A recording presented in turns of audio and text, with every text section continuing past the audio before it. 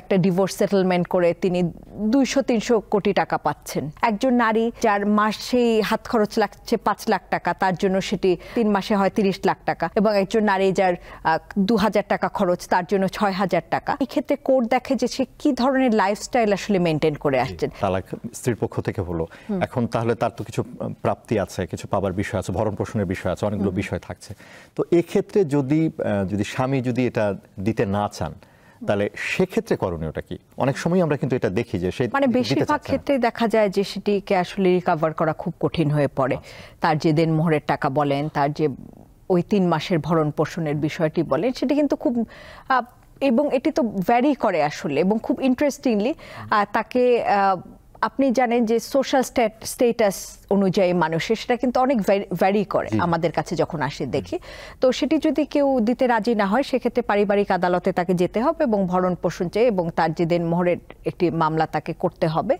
এবং সেই সাথে সাথে সেখানেও বিয়ের ডকুমেন্টগুলো অত্যন্ত জরুরি হয়ে দাঁড়াবে। এবং আপনি জানেন যে বাংলাদেশে আসলে দীর্ঘসূত্রিতার একটি ব্যাপার রয়েছে এবং লিগ্যাল কস্টেরও একটি ইস্যু রয়েছে, যে একটা মামলা দীর্ঘদিন যখন চলে তার আইনজীবীদের কস্ট।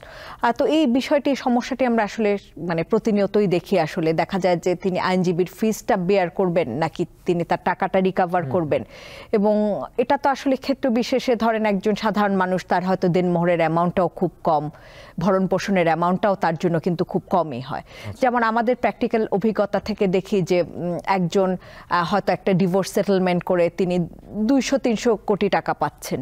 এরকম মামলাও যেমন করেছি, তেমনি কিন্তু মানে তার 3 মাসের জন্য, মানে তিনি দেখা যাচ্ছে 3 মাস বা অনেক কিছু হিসেবে দেনমোহর বা অন্যান্য একটা কিছু তার অ্যালিমানি হিসেবে তিনি 200-300 কোটি টাকারও সেটেলমেন্ট হয়েছে বা পেয়েছেন। আবার এমনও দেখেছি যে যেখানে আপনার একজন অত্যন্ত দরিদ্র নিম্নবিত্ত পরিবারের খেটে খাওয়া একজন মানুষ, নারী, তিনি এসেছেন, তার হয়তো মানে এই যে 3 মাসের যে তার টাকাটা 5000 করে কি 3000 করে সেটি যে দাবিদার, সেটিও কিন্তু তিনি মানে তার পক্ষে তো পাওয়া কঠিন হয়ে যায়। তিনি কি লিগ্যাল ফিসটা তিনি দিবেন নাকি একটা মামলা করবেন? 15,000 টাকার জন্য মামলা করাটাও কিন্তু তার পক্ষে সম্ভব হয়ে ওঠে না। যদিও বাংলাদেশে লিগ্যাল এইড সার্ভিসেস রয়েছে, যার মাধ্যমে আসলে প্রত্যেকটি ডিস্ট্রিক্টে একদম বিনামূল্যে কিন্তু এই ধরনের কেসগুলো করা হয়। যারা মানে নিম্নবিত্ত রয়েছেন বা যারা এই ধরনের অধিকার থেকে বঞ্চিত হচ্ছেন, তাদের জন্য কিন্তু আমাদের বাংলাদেশে লিগ্যাল এইড সার্ভিসের ব্যবস্থা রয়েছে এবং বাংলাদেশের সব ডিস্ট্রিক্টেই কিন্তু এই লিগ্যাল এইড সার্ভিসগুলো দেয়া হয়।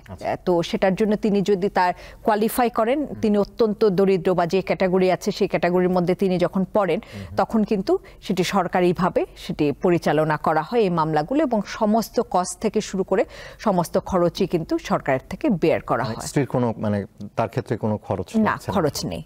একেবারেই যারা দরিদ্র রয়েছেন, সুবিধা বঞ্চিত যারা রয়েছেন, তাদের ক্ষেত্রে কিন্তু সেই সুবিধাটি রয়েছে। তো কাজে আমি যেটা বলছিলাম, যেটা খুব ইন্টারেস্টিং একটি বিষয়, ফ্যামিলি ল আমরা যখন দেখি যে একটা সোশ্যাল স্ট্যাটাস কি, হাজবেন্ডের কতটুকু ক্যাপাসিটি আছে, তার সামর্থ্য, তো তার সামর্থ্য অনুযায়ী কিন্তু আসলে তার সব কিছুই আসলে নির্ধারিত হয়। সেই যে 3 মাসের ভরণ পোষণ, কারোর জন্য অনেক টাকা, কারোর জন্য 10 লাখ টাকা 3 মাসের ভরণ পোষণ। তার মানে এই ক্ষেত্রে কোর্ট দেখে যে সে কি ধরনের লাইফস্টাইল আসলে মেনটেন করে আসছেন। একজন নারী যার মাসে হাত খরচ লাগছে 5 লাখ টাকা, তার জন্য সেটি বা তার ভরণ পোষণে 5 লাখ টাকা 10 লাখ টাকা লাগছে, তার জন্য সেটি 3 মাসে হয় 30 লাখ টাকা, এবং একজন নারী যার 2000 টাকা খরচ, তার জন্য 6000 টাকা। তো এইভাবে আদালত এটা ঠিক করে দেন, আদালত এটা দেখেন যে সেই নারীটি আসলে মানে সমাজের আসলে কোন ধরনের সামাজিক মর্যাদার উপরে ডিপেন্ড করে এবং স্বামীর ক্যাপাসিটি এবং এতদিন ধরে কি ধরনের লাইফস্টাইল তিনি মেনটেন করে আসছেন। তো কাজে যে নারী দেখা যাচ্ছে যে তার লাইফস্টাইল, তিনি একটা খুবই অ্যাফ্লুয়েন্ট ফ্যামিলির একজন, তার অনেক টাকা লাগে চলতে, বা সেই টাকাই তাকে দিয়ে